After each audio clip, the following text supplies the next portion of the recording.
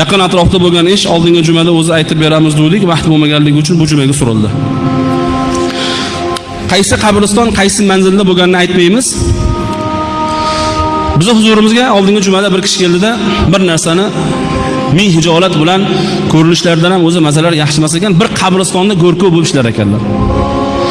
Birodarlar, biz aytayotgan narsa shu zamonda, shu kunlarda bo'lib turgan holat. Qabristonda go'rkov bo'lib ishlar ekanlar. Qorika bir ayolning qabri ochildi.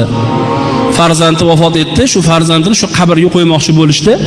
Menga kelib shu qabrni ochib bering.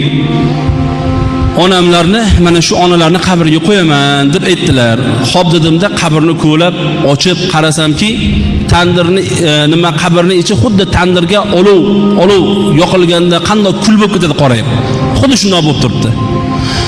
Qabrga tushib, ko'lab bo'lib, shuni taxtini issiqligini bilib turdim badanimda dedilar.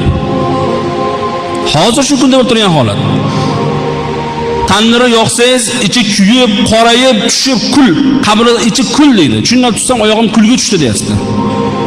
Qabrni ochdim, tushdim, kul, qabri ichi qop-qora bo'lib ketgan, kuyib ketgan deydi. Shundoq deydi, nimani kuygan hidlari kelib turibdi deydi, qabrga deydi. 40 yil oldin qo'yilgan ekan, 40 yil oldin shu ayol. Tushdim, tafta shundoq qizib turibdi deydi. Odamlarga ayting, Allohdan qo'rqsinlar. Bildik, bu ayol davlat ishida katta rahbar bir lavozimda ishlab, odamlarning musibatida qolgan ayol ekan. Ya'ni odamlarga ko'p zulm qilgan ayol ekan. Bildik. Birodarlar, odamlarga zulm qilayotganlar, odamlarga o'zini zulmi bilan hukmini o'tkazishga harakat qilayotganlar, Allohdan qo'rqinglar endi. Ertaga boradigan manzil makon qabrda ahvolimiz shunaqa bo'lmasligiga kim kafil bo'ladi? Kim kafil bo'ladi? Ahvolimizni isloh qilishligimiz kerak. Allohdan qo'rqishligimiz kerak. Qabrimizni nurga to'lg'ishligimiz kerak. Ey birodarlar, qabrni bir siqishligi bor. Qabr hammani siqadi. İçimizden bo'lgan eng solih kishilarni ham siqadi. Hattoki sahobalarni ham bir siqib qo'yib yuborgan.